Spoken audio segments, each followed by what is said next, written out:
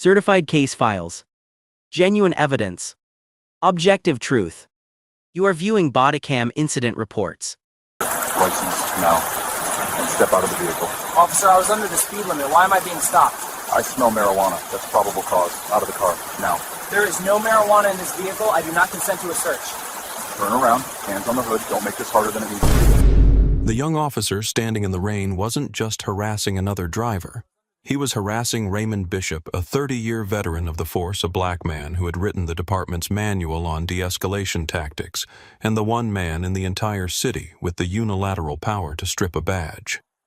And Officer Travis Cole was about to learn a life-altering lesson about racial profiling. What makes this story different is that Deputy Chief Bishop wasn't on duty. He wasn't in a squad car. He was in his personal sedan wearing a hoodie driving home from his daughter's piano recital. He wasn't looking to catch a bad cop that night. He was literally just trying to get home to a warm dinner. But what happened next would cost the city $1.2 million in settlements, result in federal indictments for 2 officers, and expose a precinct-wide culture of corruption. Before we continue, where are you watching from right now?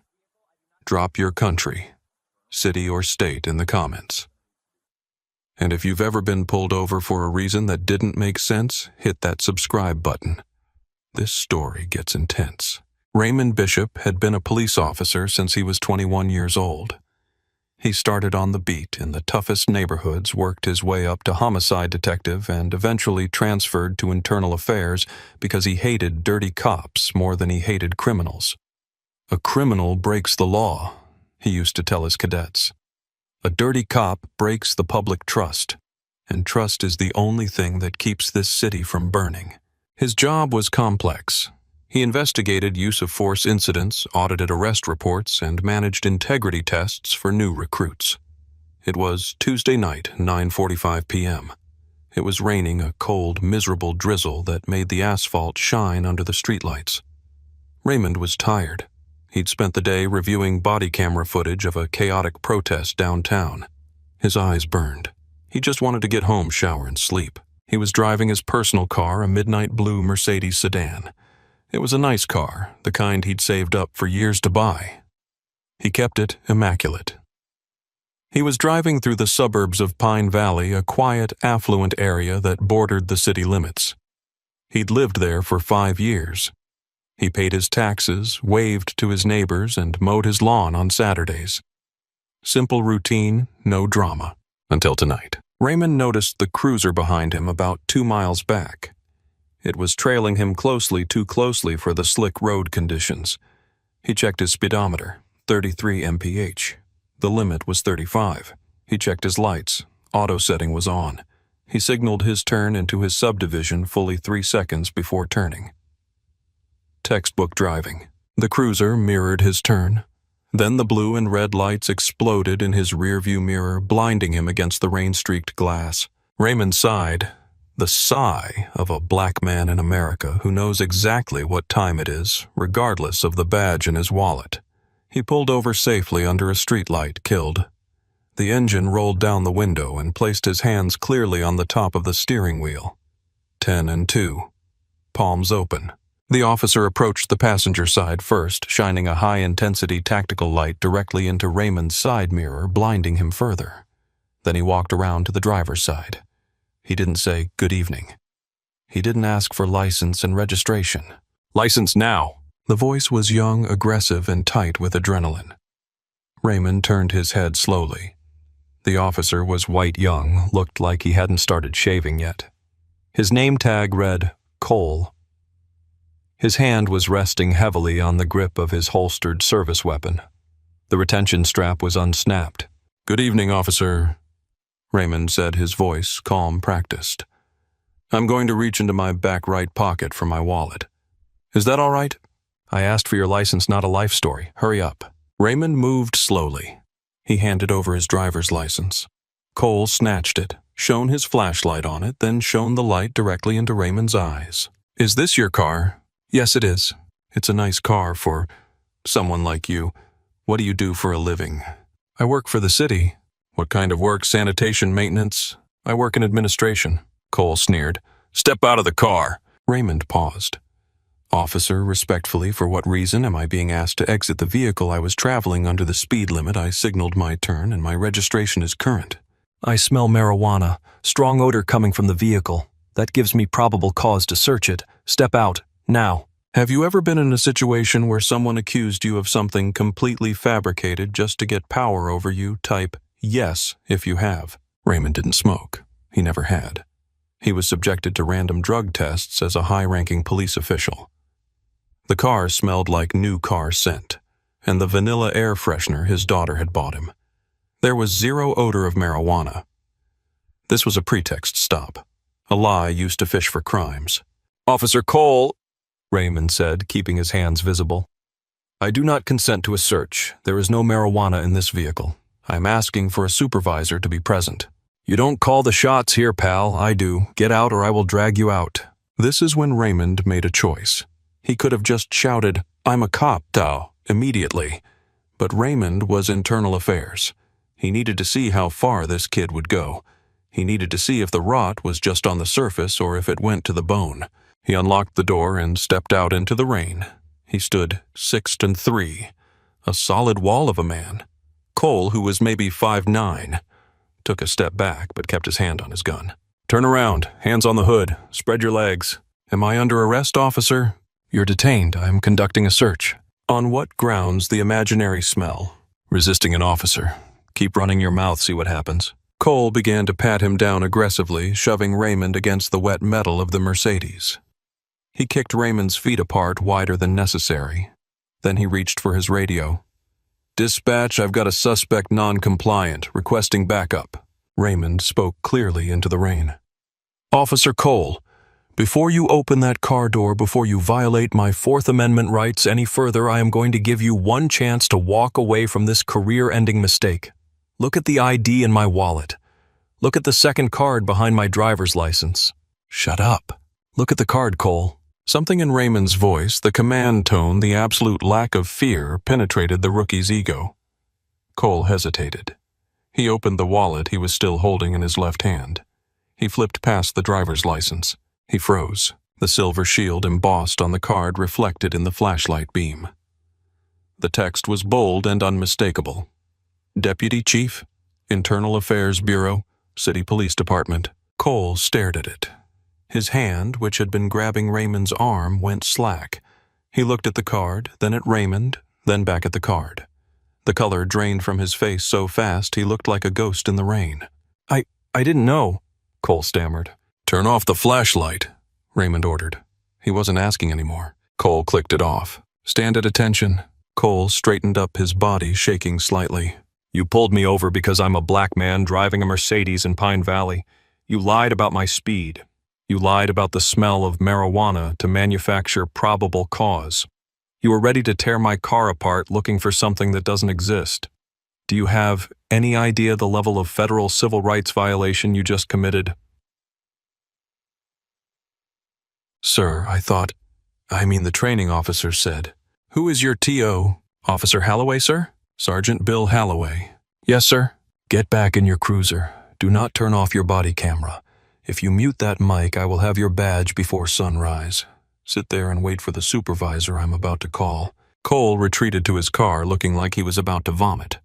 Raymond pulled out his phone. He didn't call the precinct desk. He called the chief of police directly. Chief, it's Bishop. We have a massive problem in District 9. I need you to meet me on Sycamore Avenue and bring the force investigation team. The next morning at 8 a.m., Deputy Chief Bishop wasn't in his office. He was in the server room pulling the data logs for Officer Travis Cole and Sergeant Bill Halloway. What he found turned a bad traffic stop into a massive scandal. Cole had been on the force for 9 months. In that time, he had conducted 142 traffic stops.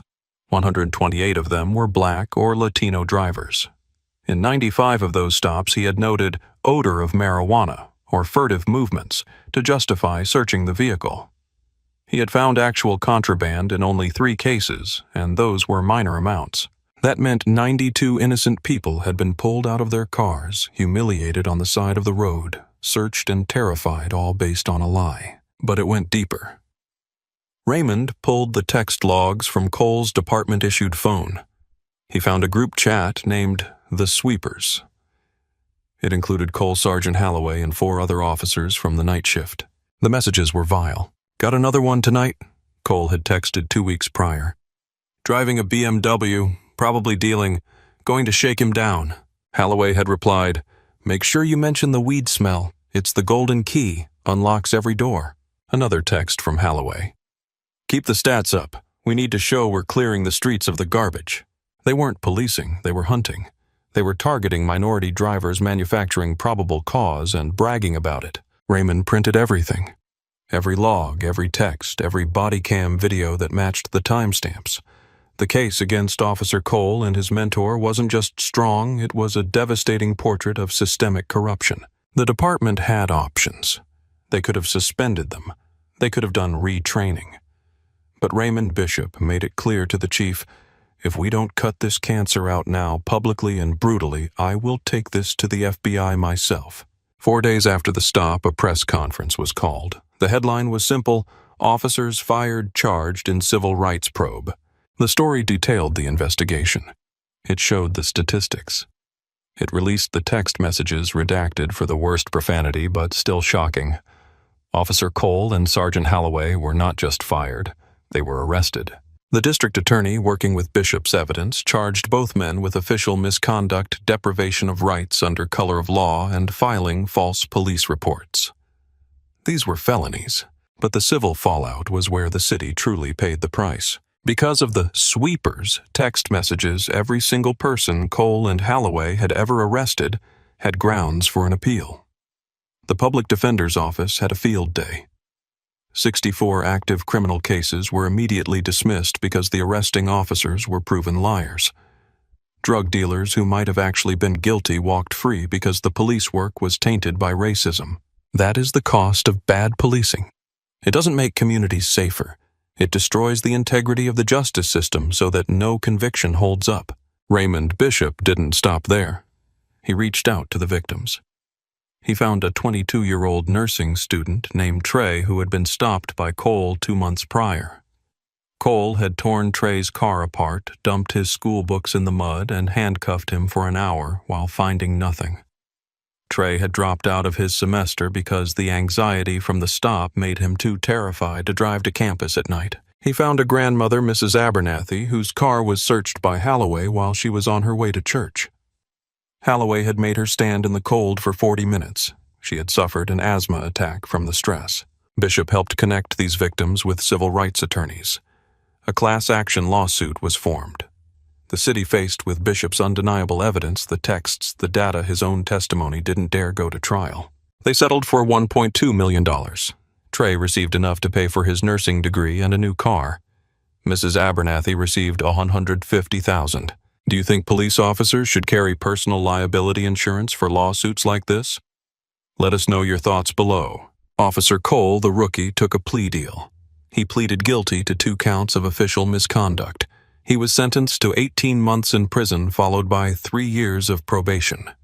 He is permanently barred from ever working in law enforcement or security again. In his sentencing statement, Cole tried to cry. He said he was young, impressionable, just doing what his sergeant told him. The judge wasn't having it. "You had a badge and a gun," the judge said. "You had the power to take life and liberty. Being young is not an excuse for being a tyrant." Sergeant Halloway, the mentor, fought the charges. He went to trial. He claimed the text messages were locker room talk, and that his intuition about drug smells was just good police work. Raymond Bishop took the stand against him. It was a tense courtroom. The blue wall of silence, the unwritten rule that cops don't testify against cops, was shattered. Bishop sat in his dress uniform, calm and authoritative, and dismantled Halloway's defense piece by piece. The job of a police officer, Bishop told the jury, is to protect the constitutional rights of the citizens, not to find creative ways to bypass them. Sergeant Halloway didn't teach his rookies how to serve. He taught them how to predatorize the community they swore to protect. The jury deliberated for 3 hours, guilty on all counts. Halloway was sentenced to 5 years in state prison. But the real victory wasn't the prison sentences. It was the policy change. In the wake of the scandal, the department implemented the Bishop Protocol. It was a new, rigid set of standards for traffic stops. Officers were required to state the reason for the stop immediately upon approaching the window. Odor of marijuana alone was no longer sufficient grounds for a warrantless search without a secondary objective factor. Body cameras had to be activated 2 minutes prior to a stop using a buffer recording feature to capture the driving behavior leading up to the lights going on. Any officer found to have a racial disparity in their stops of more than 10% compared to the local demographics would be automatically flagged for an IA audit. Raymond Bishop was promoted to chief of the entire department 3 years later. He didn't seek the spotlight. He didn't go on talk shows. He just kept working. But the culture of the department changed. The cowboys left or were pushed out. The new recruits were taught that empathy was a tactical asset, not a weakness. The precinct where Cole and Holloway had operated District 9 saw a 40% drop in citizen complaints in the year following their arrests. Surprisingly, crime rates also dropped. When the community stopped fearing the police, they started talking to them again. They started reporting real crimes. Witnesses came forward. Trust slowly began to rebuild. Have you ever stood up against an authority figure when you knew they were wrong? Drop a comment with your story. There's a deeper lesson in all this that goes beyond one traffic stop and one bad rookie. Prejudice often hides behind intuition or hunches. I smelled something. He looked nervous. He didn't fit the neighborhood. These are phrases used to mask bias with professional language. Officer Cole thought he could bully a black man in a Mercedes because he assumed the man didn't belong there. He assumed the man was a criminal. He assumed he had the power, and the man had none. He was wrong. The $1.2 million judgment, the prison sentences, the destroyed careers. All of it could have been avoided if Cole had simply treated Raymond Bishop like a human being. If he had looked at the driver and seen a citizen, not a suspect. Raymond's case highlights something critical about accountability. Raymond had privilege. He had a badge. He knew the law. He could fight back in the moment. But he fought for Trey. He fought for Mrs. Abernathy. He fought for the people who didn't have a gold shield in their wallet. He used his power to protect the powerless. That is the definition of a good officer. The dash cam footage from that rainy Tuesday night is now used in the police academy. Every cadet has to watch it. They watch Cole scream. They watch him escalate. They watch the moment of realization when he sees the badge. And then they watch Raymond Bishop's calm, steel-spined response. The badge is a heavy weight, the instructor tells the class when the video ends. If you wear it to make yourself feel big, it will crush you. If you wear it to lift others up, it will act as a shield. Travis Cole now works in a warehouse loading trucks on the night shift. He tried to get a job as a mall security guard, but the background check flagged his felony conviction. He lives in a small apartment, drives a beat-up car, and tells anyone who will listen that he was scapegoated by the system. He still doesn't get it. He still thinks he was the victim. Some people never learn. They mistake consequences for persecution. Raymond Bishop retired last month after 35 years of service. At his retirement party, the mayor gave a speech. But the most important guest was Trey, the nursing student Cole had terrorized. Trey is now an RN at the city hospital. He brought his 3-year-old son to the party. He shook Raymond's hand. "Thank you," Trey said. "You didn't just save me from a charge, you gave me my dignity back." Raymond smiled. "It wasn't a gift, son. It was yours all along. I just made them recognize it." The road where Raymond was pulled over has been repaved. The streetlights are brighter now. Thousands of cars pass through there every day. People of all colors driving all kinds of cars heading home to their families. They drive without fear of a predator with a badge waiting in the shadows. That is the legacy of standing your ground. That is what happens when you refuse to let prejudice dictate your reality. If you found this story valuable, please share it with someone who needs to hear it. And if you believe that nobody is above the law, especially those who enforce it, hit that subscribe button. These stories matter, and your support helps us keep telling them. Drop a comment and let us know. Do you think the punishment for Cole and Holloway was enough? Should police pensions be used to pay for misconduct settlements instead of taxpayer money? Thanks for watching all the way through. Thanks for caring about justice. Thanks for believing that a badge should stand for honor, not oppression. The night Raymond Bishop was pulled over, he could have just flashed his badge immediately and driven away. He could have spared himself the rain and the disrespect. Most cops would have done exactly that professional courtesy, but Raymond didn't. He stayed in the role of the civilian. He let the scene play out. He gathered the evidence. And because he did, a corrupt unit was dismantled.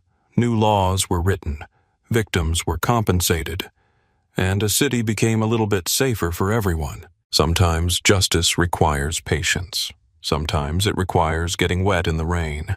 And sometimes it requires a good man to stand still and let a bad man reveal exactly who he is. See you in the next one. Case officially closed. For more authentic law enforcement footage, please leave a like and subscribe. Thanks for joining Bodycam Incident Reports.